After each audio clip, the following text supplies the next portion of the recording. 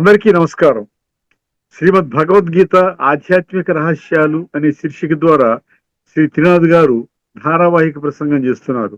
వారి ధారావాహిక ప్రసంగంలో ఈరోజు 232వ ప్రసంగం చేస్తున్నారు. శ్రీ త్రినాథ్ గారికి స్వాగతం. నమస్కారం. శ్రీమద్ భగవద్గీత ఆధ్యాత్మిక రహస్యాలు కార్యక్రమాన్ని వీక్షిస్తున్నటువంటి సోదర సోదరిమణులు, ముఖ్యంగా భగవంతుని యొక్క ప్రాప్తి కోసం తపన పడేటువంటి వాళ్ళ గురించి కార్యక్రమం 7వ అధ్యాయం 3వ శ్లోకంలో భగవంతుడే స్పష్టం చేయడం జరిగింది. దాన్ని మనం విస్మరించకూడదండి. ఎందుకంటే వేల కొలది జనులలో అంటున్నాడు చూసారా, మొత్తం 850 కోట్ల మంది అన్నమాట. వేల కొలది జనులలో తానొకడు మాత్రమే జ్ఞానసిద్ధి కోసం. జ్ఞానసిద్ధి అంటే ఏంటంటే భగవంతుని ప్రాప్తి చేసుకునే జ్ఞానం యొక్క సిద్ధి గురించి ఒక్కడు ప్రయత్నిస్తాడు. అట్లు ప్రయత్నించినటువంటి అనేకులలో తానొకడు మాత్రమే నన్ను వాస్తవముగా నడుస్తాడు, నా మార్గాన్ని నడుస్తాడు. సో ఆ యొక్క లాస్ట్ గ్రూప్ ఏదైతే ఉందో, చాలా మినిస్క్యూల్ గ్రూప్, చిన్న గ్రూపు, అందులోకి రావడానికి తపన పడేటువంటి వాళ్ళందరికీ కూడా నమస్కారం. మనం ఈ ఎపిసోడ్తో భగవంతుడు నిష్కామ సేవాధారి, ఆయన జనన మరణ చక్రంలోకి రాడు. వారు వచ్చేటువంటి లక్ష్యము, గమ్యం ఏంటంటే విశ్వ పరివర్తన. గుర్తుపెట్టుకోండి. అంతేకాని ఆ విధంగా శరీరము దొరికింది కదా అని చెప్పి మనలాగా ఆ విధంగా అనుభవం చేయడానికి, భోగభాగ్యాలు అనుభవం చేయడానికి, ఇంద్రియ సుఖాలు అనుభవం చేయడానికి రాడండి. అది చాలా ముఖ్యమైన విషయం. అందుకనే అనేక శ్లోకాల్లో చూసారు, ఇన్ని రకరకాల ఆ డైమెన్షన్స్ లో భగవంతుడు చెప్తున్నాడు, నేను స్పెషల్. అర్థమైందండి. దేహదారులకి విదేహి అంటారు భగవంతుని. విదేహి విచిత్ర అనొచ్చు. చిత్రం లేదు, ఆయనకి దేహం లేదు కాబట్టి. నిరాకారుడు, జ్యోతిస్వరూపం, పరంపిత పరమాత్మ, ఈశ్వరుడు అని చెప్పాడు కదా. అందువలన వారి యొక్క స్పష్టమైనటువంటి పరిచయాన్ని భగవద్గీతలో ఉందండి. కాకపోతే మనం ఏం చేసామంటే అది మనకి సంబంధించినటువంటిది కాదు అనుకుని మనం ఏం చేసామో మనం విడిచిపెట్టేసాము. కేవలం భగవద్గీతని భగవాను వాచన ఉంది కదా, అందుకని కాస్త మనం చదువుకుందాం అనుకుని పఠన, పారాయణ, శ్రవణ, ప్రచార, ప్రసారం. ఇంకొక విషయం తెలియంది ఏంటంటే, భగవద్గీత సర్వశాస్త్రమై శిరోమణి. సర్వశాస్త్రాలకి తల్లి లాంటిది. మరియు శిరోమణి అంటే శ్రేష్టమైన శాస్త్రం, సర్వోన్నతమైన శాస్త్రం, సర్వోత్కృష్టమైన శాస్త్రం. దీనికంటే గొప్ప శాస్త్రం ఇంకొకటి లేదు. భగవద్గీతలోని 7వ అధ్యాయం 2వ శ్లోకంలో ఏం చెప్పాడండి? జ్ఞానం తేహం సవిజ్ఞానం ఇదం వక్ష్యామి అశేషతః యజ్ఞాత్వా నేహ భూయోన్యత్ జ్ఞాతవ్యం అవశిష్యతే అన్నారు. నేను నా బిడ్డల కొరకు సంపూర్ణ ఆధ్యాత్మిక జ్ఞానం మరియు ఆ సంపూర్ణ ఆధ్యాత్మిక జ్ఞానాన్ని జీవితంలో అనుభవం చేసే సంపూర్ణ ఆధ్యాత్మిక విజ్ఞానం. జ్ఞానము, విజ్ఞానము, ఈ స్పష్టత కూడా కొన్ని పుస్తకాల్లో మనకు కనపడదండి. జ్ఞానము అంటే నాలెడ్జ్, నాలెడ్జ్ అంటే స్పిరిచువల్ నాలెడ్జ్, అంటే ఆధ్యాత్మిక జ్ఞానము. మరియు విజ్ఞానము అంటే ఆ యొక్క జ్ఞానాన్ని జీవితంలో అనుభవం చేసేటువంటి విధానాన్ని తెలియజేసేది అనమాట. Wisdom, how to convert knowledge into wisdom. అర్థమైందండి. మన విజ్డమ్ కావాలి మనకి. నాలెడ్జ్ ఉంటే ఇన్ఫర్మేషన్ గ్యాదరింగ్ అని చెప్తుంటాను నేను. ఎంత ఇన్ఫర్మేషన్ అని గ్యాదర్ చేయండి, ఎంతైనా డబ్బు సంపాదించుకోండి. ఖర్చు పెట్టే విధానం అన్నమాట. మనం ఖర్చు పెడితే అది మనకి ఏ విధంగా అయితే మనకి సకల సదుపాయాలని సమకూర్చుకుంటామో డబ్బుతోని, అదేవిధంగా జ్ఞాన ధనాన్ని ఖర్చు పెడితే మనం ఏమవుతాం? వైజ్ పర్సన్ గా అవుతాము. ఏ పర్సన్ ఆఫ్ కంప్లీట్ విజ్డమ్ అవుతాం అనమాట. అది అనమాట ముఖ్యంగా. ఈ రెండు తెలుసుకుంటే ఈ లోకములో ఏది తెలుసుకోవాల్సిన పని లేదన్నాడండి. మనం విస్మరించకూడదండి. ఎంత గట్టి స్టేట్మెంట్ అండి. భగవంతుడు మాత్రమే చేయగలుగుతాడు. ఇంకెవరైనా చేయగలుగుతాడా? నేను చెప్పిన మాట వినండి, ఇంకా అన్ని మర్చిపోండి అని ఎక్కడైనా ఏ ప్రవచనకర్త చెప్పారా? ఏ సాధు సన్యాసి చెప్పారా? ఏ దేవి దేవతా స్వరూపాన్ని చెప్పడం జరిగిందా? లేక ధర్మస్థాపకులు చెప్పారా? లేకపోతే మహానుభావులు, పుణ్యాత్మలు, మనం భగవంతుడిగా ఆరాధిస్తున్నటువంటి ఏ ఒక్కరైనా చెప్పారా? నేను చెప్పింది పరమ సత్యము, ఇది తెలుసుకుంటే ఇంకా ఏది తెలుసుకోవాల్సిన పని లేదు అలా చెప్పలేదు. భగవంతుడు 7వ అధ్యాయం 2వ శ్లోకం ఇచ్చారు. జ్ఞాత్వా న ఇహ, ఈ లోకములో అన్యత్ జ్ఞాతవ్యం అవశిష్యతే, ఇంకా దేనితో కూడా పని లేదు. అందుకనే బ్రహ్మకుమారీసు కేవలం పరమాత్మని గుర్తించారు కాబట్టి పరమాత్మతోనే ప్రయాణం అండి. ఇంకా మిగతావన్నీ కూడా వాళ్ళకి ఏమీ అక్కర్లేదు, దానివల్ల ఉపయోగం లేదు. హయ్యెస్ట్ శిఖరాన్ని అధిరోహించిన వాడికి ఈ చిన్న చిన్న కొండలు ఎక్కేరా అంటే అది హాస్యాస్పదంగా ఉంటుంది. ఓకే, ఇప్పుడు మనం ఈ యొక్క ఎపిసోడ్తో మనం ఈ యొక్క విషయాన్ని ముగించుకుందాం. భగవంతుడు నిష్కామ సేవాధారి అన్న అంశాన్ని ముగించుకొని మనం తదుపరి ఎపిసోడ్ నుండి కొత్త అంశాన్ని మనం ప్రారంభించుకుందాం. ఎందుకంటే అనేక శ్లోకాలు ఉన్నాయి, మీకు ఎసెన్స్ అందాలి. గత 10-12 ఎపిసోడ్స్ నుంచి మనం చెప్పుకుంటున్నాం భగవంతుడు నిష్కామ సేవాధారి అని. ముందుగా ధార్మికత, ఆధ్యాత్మికత అన్న విషయం గురించి మనం చర్చించుకుంటున్నాం. ఇది చర్చించుకుంటూనే ఉంటామండి. ఎన్ని ఎపిసోడ్స్ అయినా చర్చించుకోవచ్చు. ఎందుకంటే చాలా స్పష్టమైన తేడాలు ఉన్నాయి. ఏదో అంతా ఒకటేనండి అన్నటువంటి విధంగా అనుకోవడానికి మనకు ఆధారాలు లేవు.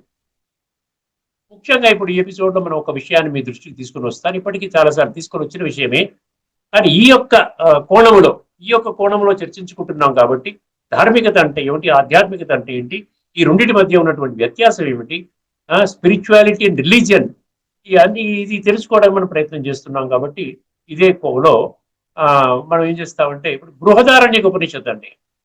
బృహదారణ్యక ఉపనిషత్తులు 1:3:28 రాసుకునే వాళ్ళు రాసుకోవచ్చు. బృహదారణ్యక ఉపనిషత్తు 1:3:28 1.3.28.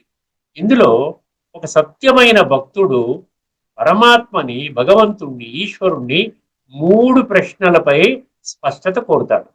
3 ప్రశ్నలు, 3 సందిగ్ధాలు. ఎందుకంటే భక్తి మార్గంలో ఇటువంటి సందిగ్ధాలు ఉండకూడదండి. ఒకటి తర్వాత ఒకటి క్లియర్ చేసుకుంటూ వెళ్ళిపోతే చక్కగా మనకేమవుతుందంటే ఆ డోర్, భగవంతుడి యొక్క ఆ డోర్ ఓపెన్ అవుతుంది, స్వర్గం యొక్క డోర్ ఓపెన్ అవుతుంది, ఆధ్యాత్మికత డోర్ ఓపెన్ అవుతుంది, సంస్కార పరివర్తన డోర్ ఓపెన్ అవుతుంది. చక్కగా అందరూ దూరిపోతాం. సంశయాలు ఉండకూడదు. అవునా కాదా, వారు ఇట్లా చెప్పారండి, అది నమ్మాలా, ఇది చెప్పారు ఇది నమ్మాలా అంటే భగవంతుడు అంటాడు నీ బుద్ధిని వాడుకో అంటాడు. ఎవరిని అడగదు. ఇప్పటిదాకా అడిగావు కదా, ఇప్పటిదాకా కొన్ని వేల ప్రవచనాలు వినేసావు, కొన్ని వందల పుస్తకాలు, ధార్మిక పుస్తకాలు చదివావు, కొన్ని వేల సార్లు ప్రతిరోజు కూడా పూజలు పురస్కారాలు, యజ్ఞాలు, యాగాలు ఇవన్నీ చేసుకుంటున్నాం. చేసుకున్నా కూడా సంస్కార పరివర్తన జరిగిందా? ఆత్మలో నిక్షిప్తము కాబడిన తమో ప్రధాన సంస్కారాలు బాగుపడ్డాయా? నీకు మంచిగా ఇంటర్నల్ కంఫర్ట్ ఉందా? ఒక మంచి ప్రేమపూర్వకంగా వ్యవహారం చేస్తున్నావా? సత్య మార్గంలో నడుస్తున్నావా? చెడు మంచి, మంచి చెడుల మధ్య వ్యత్యాసం నీకు అర్థమైందా? ఇది చెడురా, ఇది చేయకూడదు, ఇందులో పప్పులో నేను ఇంకోటి ఏదో కలుపుతున్నాను, నేను ఏదో లోభ ప్రవృత్తితోని మందుల కల్తీలు, ఆహార కల్తీలు ఇవన్నీ ఎందుకు చేస్తున్నాడు మనిషి? ఆ చేసే వాళ్ళు కూడా పూజ చేస్తున్నారు గుర్తుపెట్టుకోండి. వాళ్ళ ఇంట్లో కూడా పూజా గదులు ఉన్నాయి. అర్థమైంది. ఇప్పుడు మనం అర్థం చేసుకోవాల్సిన విషయం ఏంటంటే మనలో ఒక పరివర్తన తీసుకుని రాలేకపోతుంది. సర్వే జన సుఖినో భవంతు అనుకుంటే ఆ సుఖినో భవంతు అయిపోతుందని చెప్పి దాని కొరకు నేను ఏమైనా అడుగులు వేస్తున్నానా? అందరి సుఖం కోరుకోవడానికి ఉదయం లేచిన వెంటనే నేనేం చేస్తున్నాను? ఒక మాట అంటున్నావా? సర్వే జన లోకా సంస్థ అంటున్నాం, వసుదైవ కుటుంబకము సర్వమానవ సౌభ్రాతృతో అంటున్నాం. అర్థమైందండి. అందుకనే ఇవన్నీ డౌట్స్ ఉన్నాయి, ఆ భక్తుడికి చాలా డౌట్స్ ఉన్నాయి. అందుకనే ఒక 3 విషయాల మీద భగవంతుడా నాకు స్పష్టత కావాలి అన్నాడు. ఏమిటండి ఆ 3 విషయాలు? అసతోమా సద్గమయ. అసతోమా సద్గమయ అంటే నేను అసత్య మార్గంలో ప్రయాణిస్తున్నాను తండ్రి, నాకు అసలు సత్యం అంటే ఏమిటో, ఆ మార్గం అంటే ఏమిటో నాకు స్పష్టత లేదు. ఈ అసత్య మార్గాన్ని సత్య మార్గం అనుకుంటూ నేను వెళ్ళిపోతున్నాను. ఇంకా జీవితం యొక్క చరమ దశకి నేను చేరుకున్నాను. ఇప్పుడు నన్ను ఏం చేయమంటావు? ఇది సత్యమా అసత్యమా? నాకు ఈ విధంగా చేయమని చెబితే పెద్దవాళ్ళు ఆ విధంగా నేను చేస్తూ ఉన్నాను, నిజంగా ఇది కరెక్టేనా? అదనమాట సతోమా సద్గమయ. తమసోమా జ్యోతిర్గమయ. తమస్సు అంటే చీకటి. చీకటి అంటే ఏంటి? ఇక్కడ ఏదో ట్యూబ్లైట్ ఆపేస్తే చీకటి కాదు, స్విచ్ ఆఫ్ చేస్తే చీకటి, స్విచ్ ఆన్ చేస్తే వెలుగు, అది కాదండి. అజ్ఞానం అనేటువంటి చీకటిలో ఉన్నాను. అసలు జ్ఞానం అంటే ఏమిటో తెలియదు, అజ్ఞానం అంటే ఏంటో తెలియదు నాకు, విజ్ఞానం అంటే ఏంటో తెలియదు, సుజ్ఞానం అంటే ఏంటో తెలియదు, ఏమి నాకు తెలియదు. కేవలం ఏదో నలుగురు చెప్తున్న మాటలో మెజారిటీ ఫాలో చేసేస్తున్నారు. అందరూ ఏ కోణంలో వెళ్తున్నారు? అందరూ భజన చేస్తున్నారు, నేను భజన చేస్తున్నాను. అందరూ పాటలు పాడుకుంటున్నారు, నేను పాటలు పాడుకుంటున్నాను. అందరూ గుడికి వెళ్తున్నారు, నేను వెళ్తున్నాను. అందరూ మానసరోవరం వెళ్తే గొప్పదంటున్నారు, నేను వెళ్ళాను. అందరూ షిరిడి వెళ్ళి సాయిబాబా దర్శించుకోండి బాగుంటుంది అనుకునే జరుగుతున్నాయంటే నేను వెళ్తున్నాను. ఇలా అందరినీ నేను ఫాలో అవుతున్నాను. కానీ ఎప్పుడు కూడా నన్ను నేను విమర్శనాత్మక దృష్టితో బుద్ధినేత్రాన్ని తెరుచుకుని నా యొక్క జీవిత లక్ష్యం ఏమిటి, గమ్యం ఏమిటి, నేనేం చెయ్యాలి, అసలు ఈ మానవ జీవితం ఏమిటి, తినడం ఏంటి, తినడం త్రాగడం పడుకోవడం నిద్రపోవడం, మళ్ళీ 24 గంటలు కొత్త సైకిల్ మళ్ళీ రావటం, ఇదేనా జీవితం? ఈ జీవితం దానివల్ల పర్పస్ ఏమిటి? వండుకుని తినడానికి భగవంతుడు పుట్టించడండి మనని. అవసరమే లేదా? జీవితమే అవసరం లేదు కదా, కేవలం వండుకోవడం, తినడము, దానికి డబ్బు అవసరం కాదు, ఉద్యోగ వ్యాపారం చేసుకోవడము, పిల్లల్ని కనడం, పోషించుకోవడం, ఉద్యోగానికి తీసుకురావడం, తర్వాత రామకృష్ణ అనుకుంటూ శరీరాన్ని త్యాగం చేయటం. దీని కొరకు పెద్దగా అంత సృష్టి చేయవలసిన పని లేదు. ఆలోచించండి ఒక్కసారి. అందుకనే ఆ భక్తుడు ఏమనుకుంటున్నాడు, ఇదంతా అజ్ఞానం అంటున్నాడు. జ్ఞానం అంటే ఏమిటి? నాకు అజ్ఞాన అంధకారాన్ని తొలగించి జ్ఞాన ప్రకాశము ద్వారా ఈ అజ్ఞాన అంధకారాన్ని తొలగించు తండ్రి అంటున్నాడు. అర్థమైందండి? మూడవది మృత్యోర్మామృతంగమయ. ఈ మృత అనేటువంటి దేహము, ఈ దేహము మృత, అందరూ కూడా అదే చెప్తున్నారు. ప్రపంచంలో ఎవరైనా చెప్తారో చెప్పండి, పర్మనెంట్ గా ఈ దేహం ఉంటుందండి, కొన్ని వేల సంవత్సరాలు బ్రతికేస్తున్నాడు? ఎవరు ఉంటారు? 100 సంవత్సరాలు అనుకుంటారు. 100 సంవత్సరాలు కాకపోతే ఇంకో 10 సంవత్సరాలు, 15 సంవత్సరాలు. మనకి తెలిసి ఏదో గిన్నెస్ బుక్ లో ఎక్కారు, ఒకరు 167 సంవత్సరాలు ఇంత బ్రతికారు, లేకపోతే 120, 130, ఇట్లాంటి వాళ్ళు కొంతమంది అంటే వేళ్ల మీద లెక్క పెట్టుకోవచ్చు అనమాట. అంతేగాని బై అండ్ లార్జ్ మామూలుగా ఏమవుతుంది, అందరూ కూడా ఇప్పుడు ఒక 70, 80 ఆ రేంజ్ లో శరీరాలు విడిచిపెట్టడానికి సిద్ధమవుతున్నారు. ఫైనల్ ఇన్నింగ్స్ అంటారు దాన్ని. అర్థమైందండి? సో ఈ మృత అనేటువంటి దేహములో అమృత అంటే మృత లేనటువంటి, మృత కానటువంటిది, అంటే మరణించినటువంటిది, అవినాశి చైతన్య శక్తి, దానిది, అందులో ఉన్నటువంటి శక్తి యొక్క జ్ఞానం నాకు కావాలి. అర్థమైందండి? ఇదే మనం అడిగాము. మనం అడిగిందే భగవంతుడు వచ్చి మనకు చెప్తున్నారు. మృత్యోర్మ అమృత. అక్కడ అమృతం అంటే మనం ఏదో తీర్థం తాగుతున్నాం, జ్ఞానం అమృతం కాదు, ఇక్కడ జ్ఞానామృతము అనుకోండి. అమృత అంటే మనకి ఏం తెలుస్తుంది? మృత లేనటువంటి చైతన్య శక్తి అంటే దానినే ఆధ్యాత్మిక పరిభాషలో ఆత్మ అంటారు. దాన్నే ఇంగ్లీష్ లో స్పిరిట్ అంటారు. స్పిరిట్, ఆ యొక్క స్పిరిట్ యొక్క నాలెడ్జ్ నే స్పిరిచువల్ నాలెడ్జ్ అంటారు. దాన్ని తర్జుమా చేస్తే ఆధ్యాత్మిక జ్ఞానము అంటారు. అర్థమైంది? సో ఈ 3 విషయాల మీద నాకు స్పష్టత కావాలి. అర్థమైందండి? సతోమా సద్గమయ, తమసోమా జ్యోతిర్గమయ, మృత్యోర్మా అమృతంగమయ. ఓం శాంతి శాంతి శాంతి. అర్థమైందండి? దీనికి సమాధానం మనకు ధార్మిక మార్గంలో ఇప్పటి వరకు దొరకలేదు. ఇది నేను ఎందుకు చెప్తున్నాను అంటే విషయము, ధార్మికతలో దీనిని ఒక కీర్తన లాగా, ఒక భజన లాగా మనం పాడుకుంటున్నాం. కానీ ఏమిటి ఇందులో ఉన్నటువంటి క్వశ్చన్స్ కి ఆన్సర్స్ ఎక్కడున్నాయి? ఇప్పటిదాకా ఎవరు చెప్పలేదు. ఎందుకు? ఎక్కడ ఇన్ని గ్రంథాలు, మనం ఇన్ని ధార్మిక గ్రంథాలు, ఇన్ని శాస్త్రాలు, ఇన్ని ప్రవచనాలు వింటున్నామే, ఎవరు ఎందుకు చెప్పలేదు? ఈ మూడు సందిగ్ధాలతోనే శరీరం విడిచిపెట్టాలా? ఎంత అద్భుతమైనటువంటి రహస్యాలన్నీ ఇందులో ఉన్నాయి. తీవ్రమైన విషయాల్ని ప్రస్తావించడం జరిగింది అందులో. అత్యంత గుహ్యమైన విషయం అంటే అది గంభీరమైన విషయము, తీవ్రమైన విషయము. మరి దీన్ని ఆ విధంగా విడిచిపెట్టేయడమేనా? ఈ యొక్క 3 విషయాల మీద స్పష్టత మీకు ఆధ్యాత్మిక జ్ఞానాన్ని పొందితే తప్ప మీకు రాదు. అర్థమైందండి?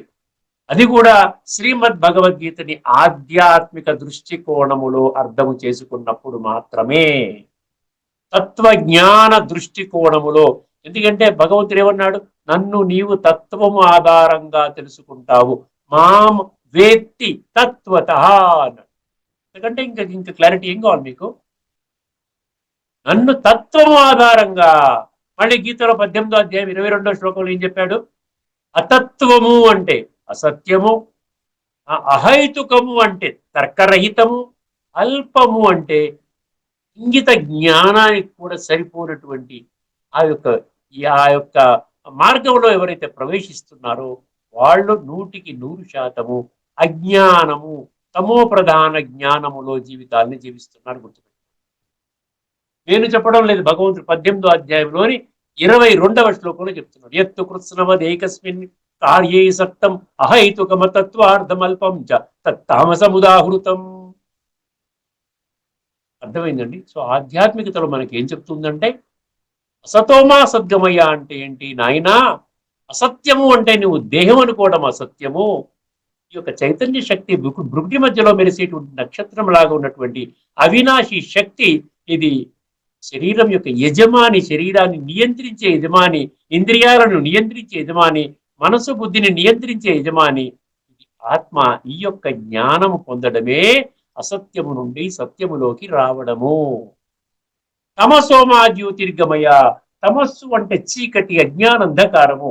అజ్ఞానంధకారం అంటే నేను దేహం అనుకోవడమే అజ్ఞానము, అదే అంధకారము. వర్తమానములో అత్యధిక శాతం మనుషులు ఈ అజ్ఞాన అంధకారాన్ని అదే సరి అయిన మార్గము, సత్య మార్గం అనుకుంటూ జీవించేస్తున్నారు నాయన. అందువలన ఈ కారణంగానే వాళ్ళకి ఏంటంటే వాళ్ళ జీవితంలో ఎదుగుదల లేదు. ఒక స్థాయిగా ఒక సుఖము గాని, శాంతి గాని, ఆనందం గాని, ప్రేమగా, మంచి సంబంధాలతో, ఆరోగ్యంతో నిండుగా కలివిడిగా లేరు. ఎంత ధనమున్నా లేరు. అంటే ధనము ద్వారా మీరు ఆ యొక్క స్థాయి సుఖాన్ని పొందలేరు అని అర్థమవుతోంది.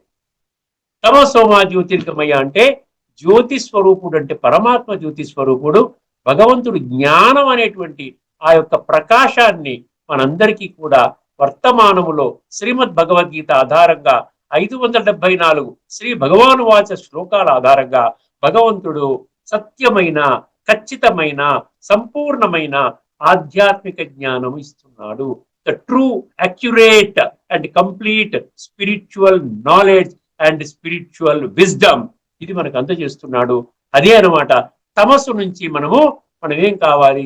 సాత్వికతలోకి రావాలి. తమసోమా జ్యోతిర్గమయ అని జ్ఞాన ప్రకాశము ద్వారా నాలో ఉన్నటువంటి అజ్ఞాన తిమిరాన్ని, అంధకారాన్ని వదలగొట్టు తండ్రి అని భగవంతుని అడిగావు. ఆ భక్తుడు అడిగాడు. రెండో ప్రశ్న సమాధానం దొరికింది కదా. అంటే ఇది నేను దానికి కూడా సమాధానం ఇదేనండి. నేను ఆత్మని, ఇది నా శరీరం. ఇది నేను శరీరం అనుకోవడం తమస్సు, అజ్ఞాన అంధకారంలో ఆ విధంగా జీవితాన్ని కొనసాగిస్తున్నట్లు, నేను ఆత్మని, ఈ శరీరము నాది, నా ఒంట్లో బాగోలేదు, నా కిడ్నీలు స్టోన్లు ఉన్నాయి, నా మోకాళ్ళ చిప్పలు అరిగిపోయాయి, నా గుండెకి బైపాస్ సర్జరీ జరిగింది, నా కంటికి క్యాట్రాక్ట్ జరిగింది, నాకు తల నొప్పి, నా తలకి నొప్పి, నా కడుపుకి నొప్పి అని చెప్తుంటే నా ఒంట్లో బాగోలేదు. ఒళ్ళు నేను కాదు, ఇది నాది. నా ఇల్లు వేరు, నేను వేరు. నా కారు వేరు, నేను వేరు. ఇంట్లో నివసించేవాడిని, కారులో ప్రయాణించేవాడిని. అంతేకాని నేను ఆ రబ్బర్ టైర్లు కాదు, స్టీరింగ్ వీలు కాదు, ఆ మెటల్ ప్రొడక్ట్ కాదు. అర్థమైందండి? తమసోమా జ్యోతిర్గమయ్య అంటే అది. తర్వాత మూడవ ప్రశ్న ఏంటి? మృత్యోర్మ అమృతంగమయ్య. మృత అంటే ఈ యొక్క వినాశి శరీరము, అమృత అంటే ఆత్మ. అంతే సింపుల్. ఇప్పటికి ఎన్నో ఎపిసోడ్స్ లో చర్చించుకున్నాం. ఇప్పటికి 200 పైన ఎపిసోడ్స్ దాటేసామంటే మీకు అందులో ఒక్కసారి సీరియల్ గా మీరు విన్నారు అంటే ఖచ్చితంగా మీకు స్పష్టత గీతా శ్లోకాల ఆధారంగా భగవాను వాచలో భగవంతుడు సాక్షాత్తు భగవంతుడే వర్తమానంలో ప్రత్యక్షంగా చెప్తున్నటువంటి జ్ఞానం ఆధారంగా మనకు అర్థమవుతుంది. నేను చైతన్య శక్తిని, ఆత్మని అర్థం చేసుకున్నప్పుడే పరమాత్మ తత్వం అర్థమవుతుందని భగవంతుడు 13వ అధ్యాయంలోని ఆఖరి శ్లోకంలో చెప్పడం జరిగింది. సో ధార్మికంగా మనకి క్వశ్చన్స్ గానే ఉన్నాయండి. అంటే ఏమి తెలుసుకోకుండానే ఆ ఒక పాటలాగా ఒక అసతోమ సద్గమయ తమసోమ మ్యూజికల్ గా మనం పాడుకుంటే దానివల్ల టెంపరీగా కాస్త ఏదో మీకు ఆనందంగా, మానసిక ఆనందం ఉంటే ఉండొచ్చు. కానీ జ్ఞానపరంగా మీ బుద్ధి నేత్రము తెరవడదు. మీ జ్ఞాననేత్రము, బుద్ధి నేత్రము, మనోనేత్రము, ఆత్మనేత్రము, మూడవ నేత్రము, సంస్కార పరివర్తన నేత్రము, పరమాత్మ ప్రాప్తి నేత్రము మనం తెరుచుకోలేము. అర్థమైందండి? అజ్ఞానములోనే మనం శరీరాన్ని త్యాగం చేయవలసి వస్తుంది. ఇదన్నమాట ఇప్పుడు వర్తమానం. ఇప్పుడు మనం ఇక్కడితో ఆపేద్దాము. ఇది కేవలం ఆధ్యాత్మిక జ్ఞానం ద్వారానే వస్తుంది, కానీ ధార్మికత ద్వారా రాదు. ఇప్పుడు మన యొక్క విషయంలో ఆఖరి శ్లోకం తీసుకుంటున్నానండి. ఇప్పటికే చాలా ఎపిసోడ్స్ మనం చర్చించుకున్నాము. భగవంతుడు నిరాకారుడు అని ప్రూవ్ చేయడం కోసం పాపం భగవంతుడు తపన పడుతున్నాడు. ఎందుకంటే భగవంతుడు కూడా శరీరంలోకి వచ్చేస్తాడు, త్రిగుణాల్లోకి వచ్చేస్తాడు. ఆయన కూడా అంటే దేవీ దేవతలు అయిపోయారు, అంతే కదండి. దేహదారులు అంటే హయ్యెస్ట్ లెవెల్ పోస్ట్ ఏంటండి? దేహదారులలో హయ్యెస్ట్ పోస్ట్ ఏంటి? 33 కోట్ల దేవీ దేవతలు హయ్యెస్ట్ అనమాట. అందుకనే వాళ్ళు ఏమంటారు? 5 కోణాల్లో వివరిస్తారు. సర్వగుణ సంపన్నులు అంటారు, షోడశ కళా సంపూర్ణులు అంటారు. అర్థమైందండి? సంపూర్ణ నిర్వికారులు అంటారు, మర్యాద పురుషోత్తములు అంటారు, ఆఖరిదేమంటారు? సంపూర్ణ అహింసకులు అంటారు. ఈ గుణాలన్నీ ఉన్నటువంటి వాళ్ళే 33 కోట్ల మంది దేవీ దేవతలు. సత్య త్రేతాయుగాలు అనబడేటువంటి స్వర్గం అనబడేటువంటి సత్య త్రేతాయుగాల్లో వాళ్ళు శ్రేష్టమైన జన్మలు. అతి త్వరలోనే తీసుకోబోతున్నారు. ఈ 33 కోట్ల ఎక్కడి నుంచో ఆకాశం నుంచి రారండి. ఈ 850 కోట్ల మందిలోనే ఎవరైతే పరమాత్మ దివ్య మార్గంలో ప్రయాణిస్తూ సంస్కార పరివర్తన చేసుకుంటారో వారు మాత్రమే సత్య త్రేతాయుగాల్లోకి వస్తారు. ఎందుకంటే గీతలో చాలా స్పష్టంగా 13 అధ్యాయంలోని 21, 15 అధ్యాయంలోని 8 నేను ఎన్నోసార్లు దీన్ని ప్రస్తావించడం జరిగింది. వీటి ద్వారా సంస్కారాలు మాత్రమే ఆత్మ తన ద్వారా తీసుకుని వెళ్ళి తన ఆ సంస్కారాలకి అనుకూలంగా ఉన్నటువంటి యోనిలో ప్రవేశిస్తుంది. అక్కడ ఆ విధంగా గర్భధారణ, తర్వాత డెలివరీ, తర్వాత బిడ్డ జన్మ తీసుకోవడం, ఆ విధంగా దేని ఆధారంగా ఒకడు టాటా బిర్లా అంబానీ ఇంట్లో పుడుతున్నాడు, దేని ఆధారంగా ఒక ముష్టివాడి ఇంట్లో పుడుతున్నాడు అంటే సంస్కారాలు మాత్రమే. ఇది తిరుగులేని, తిరస్కరించలేని సత్యం. ఇప్పుడు మనం ఏ శ్లోకం తీసుకొస్తున్నాను? మీకు 4వ అధ్యాయంలోని 6వ శ్లోకం తీసుకొస్తాను. ఇది ఈ యొక్క అంశం ప్రకారంగా ఇంకా నేను ఈ యొక్క అంశాన్ని ముగించేసుకుని నెక్స్ట్ ఎపిసోడ్ నుంచి నేను కొత్త అంశాన్ని మీ ముందుకు తీసుకుని వస్తున్నాను. గమనించండి. 4వ అధ్యాయంలోని 6వ శ్లోకం ఒక్కసారి శ్లోకాన్ని వినండి. భగవంతుడు ఏం చెప్తున్నాడు? నన్ను అర్థం చేసుకోండి నాయనా, ఏ నా బిడ్డల్లారా, నేను భగవంతుణ్ణి, మిమ్మల్ని అందరినీ నేను గుర్తించాను. మీ ఆత్మలన్నీ కుళ్ళిపోయి ఉన్నాయి, నల్లగా బొగ్గులాగా అయిపోయాయి. మీరు ఈ స్థితిలో నన్ను పట్టించుకోకుండా ఉంటే మీరు ససేమిరా నేను స్థాపన చేయబోయేటువంటి స్వర్గములోకి రారు. చక్కగా చెప్తున్నాడండి.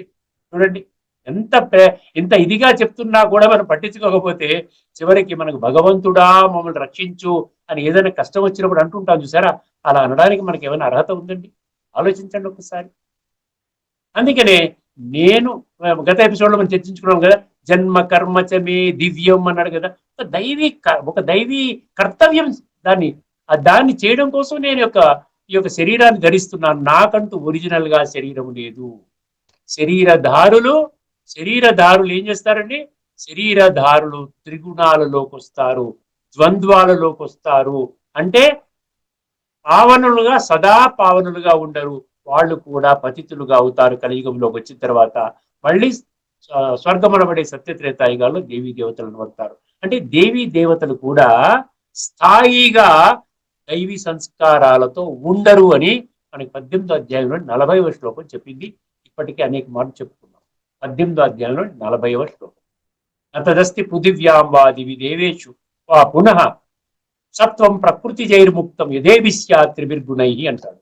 అంటే దేవీ దేవతలు, భూమండలం మీద ఉన్నవాళ్ళు, ఆకాశంలో ఉన్నవాళ్ళు అందరూ కూడా త్రిగుణాల నుండి తప్పించుకోలేరు. ఇది ఒక స్పిరిచువల్ లా, స్పిరిచువల్ ఫార్ములా. ఇప్పుడు ఈ శ్లోకం వినండి. 4వ అధ్యాయంలో 6వ శ్లోకం. అజో అపి సన్నవ్యయాత్మ భూతానాం ఈశ్వరో అపి సన్. అర్థమైందండి? ప్రకృతిం స్వాం అధిష్టాయ సంభవామి ఆత్మమాయయా. ఇది శ్లోకం అండి. ఒక్కసారి పదవిచ్ఛేదన చేసుకుందామండి. అజో అంటే ఏంటి? నాకు జన్మ లేదు. అజో అంటే అజన్మ. అజన్మ అంటే ఏంటి? నేను మనలాగా ఒక తల్లి గర్భం నుండి, తల్లి యోని నుండి, వూంబ్ ఆఫ్ ద మదర్, అక్కడ నుండి జన్మ తీసుకొని ఈ విధంగా అవతారం చేసేటువంటి శక్తిని కాదు నేను. అజో అంటే నాకు జననము లేదు కాబట్టి నాకు మరణం కూడా లేదు. జనన మరణ చక్రంలోకి నేను రాను. కాలచక్రం మీకు చాలా సార్లు చూపిస్తూ ఉన్నాను కదండి. ఒక్కసారి మీ ఎదురుగుండా మీ మనోఫలకం మీద ప్రత్యక్షించుకోండి. సత్యత్రేత ద్వాపర కలి, మళ్ళీ మధ్యలో సంగమయుగం, రిపేర్ యుగము. ఈ కాలచక్రంలో నేను రాను. సత్యత్రేత ద్వాపర కలిలో నేను రాను. అంటే స్వర్గము, సత్యత్రేతాయుగాలు స్వర్గము, అందులో కూడా నేను రాను. అందులోకి రానప్పుడు నరకంలోకి ఎందుకు వస్తానండి? ద్వాపర కలియుగాలకు ఎందుకు వస్తాను? అర్థమైందండి? కేవలము నా బిడ్డల యొక్క భవిష్యత్తు, బంగారు భవిష్యత్తుగా తయారు చేయడం కోసం అని చెప్పి రేపు రాబోయేటువంటి నా చేత స్థాపన కాబడేటువంటి ఈ యొక్క స్వర్గం అనబడి సత్యత్రేతాయుగాల్లోకి వాళ్ళు ఆ విధంగా క్వాలిఫై అయ్యే విధంగా, ఆ విధంగా ఆ యోగ్యత సంపాదించే విధంగా వాళ్ళని నేనేం చేస్తానంటే వాళ్ళ ఆత్మలని కడుగుతాను. నేను పైన ఉన్నటువంటి నేను ఆత్మనే, నేను పరమాత్మ. ఎందుకంటే జనన మరణ చక్రంలోకి రాను కాబట్టి నన్ను పరమాత్మ అన్నారు. అది ఒకటే క్వాలిఫికేషను. నాకు ఆత్మలకి వేరే తేడా లేదు. ఆత్మ కూడా జ్యోతి స్వరూపము, పరమాత్మ కూడా జ్యోతి స్వరూపం. అర్థమైందండి? అందువల్ల నేను ఏం చేస్తున్నాను ఇప్పుడు? నేను కేవలం ఏం చేస్తున్నాను?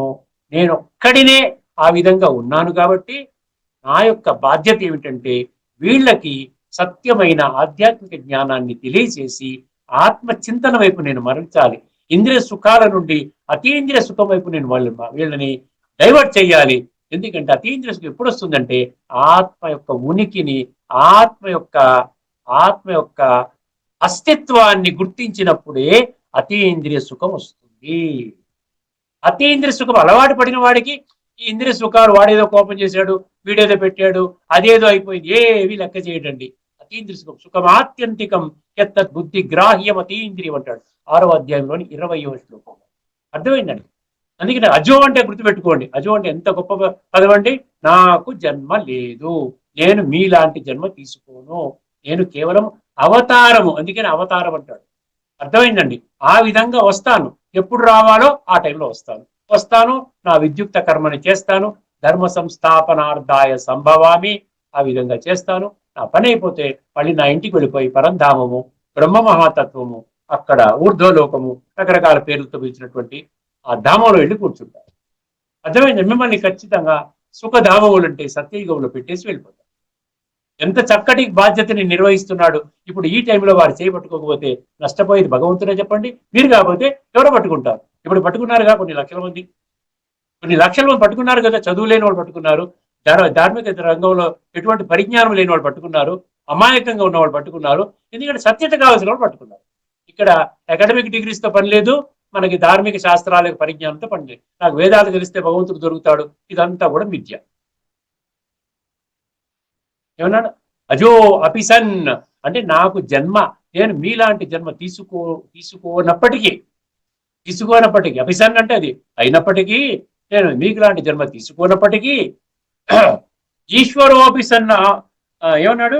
అజోపిసన్న అవ్యయ ఆత్మ. అవ్యయ ఆత్మ గుర్తుపెట్టుకున్నారా? అవ్యయం అంటే అవినాశి, ఆత్మ అంటే పరమాత్మ. నేను అవినాశి, నాకు జన్మ లేదు, మీకు లాంటి జన్మ మరణం. జన్మ ఉంటే మరణము. జాతస్య హిద్రువో మృత్యు, జన్మ మృత్యు చెప్పాడు కదా. పుట్టినవాడు మరణిస్తాడు, మరణించిన వాడు మళ్ళీ జన్మ తీసుకుంటాడు. తస్మాద అపరిహార్యేతే నత్వం శోచితం. ఎందుకు ఏడుస్తున్నావురా నాయన? పుడతావు, మళ్ళీ చనిపోతావు, మళ్ళీ పుడతావు, మళ్ళీ చనిపోతావు.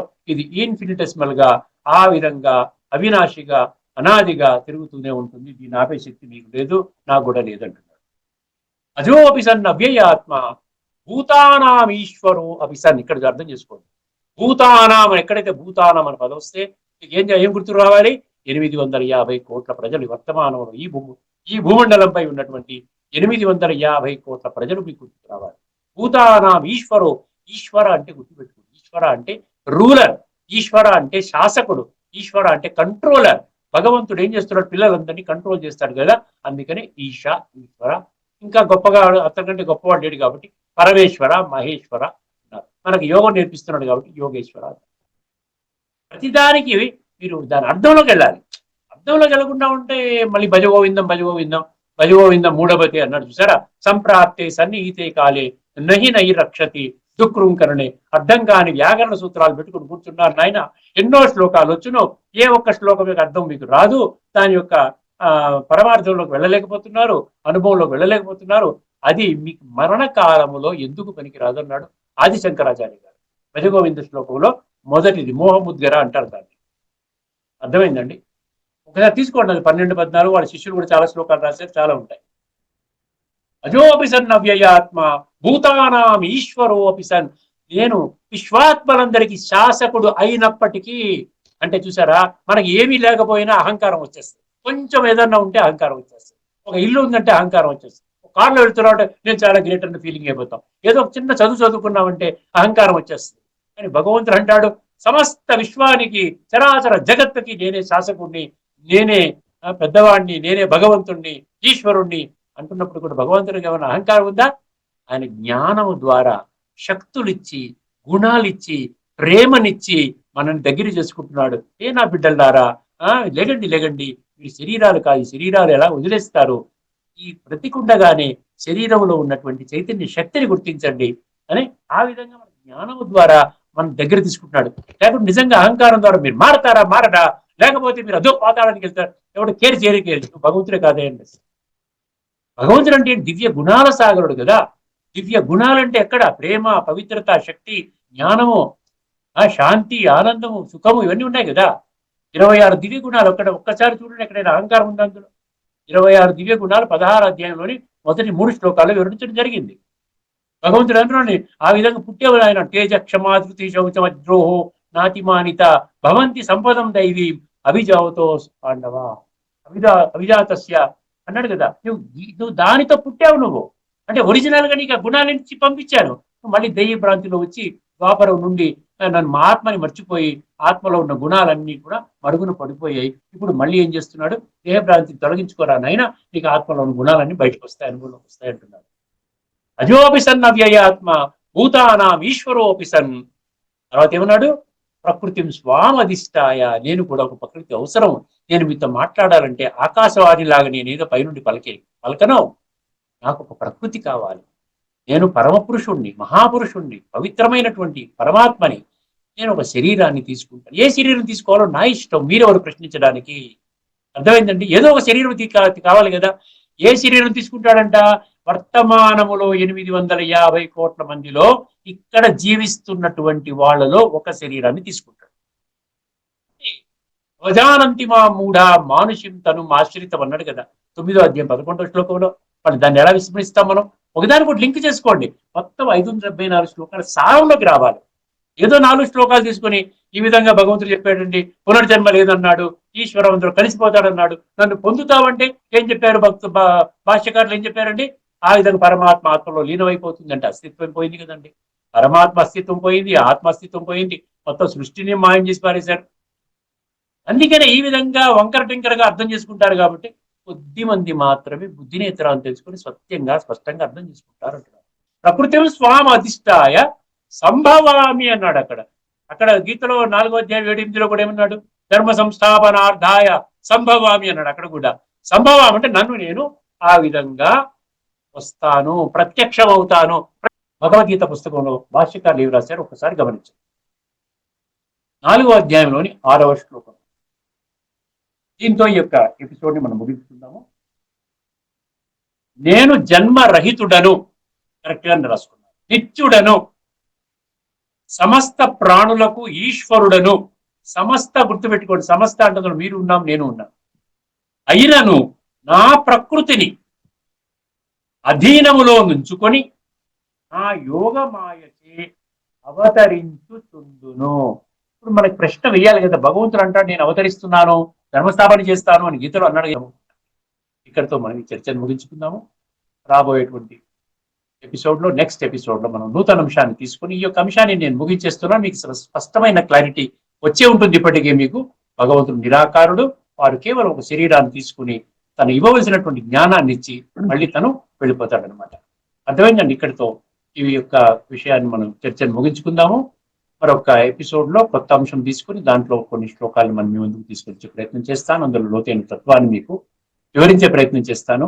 అంతవరకు సెలవు. అందరికీ నమస్కారము. లోకా సమస్తా సుఖినో భవంతు. ఓం శాంతి. శ్రీమద్ భగవద్గీత ఆధ్యాత్మిక రహస్య తత్వాన్ని విశ్లేషించిన శ్రీ శ్రీనాథ్ గారికి ధన్యవాదాలు.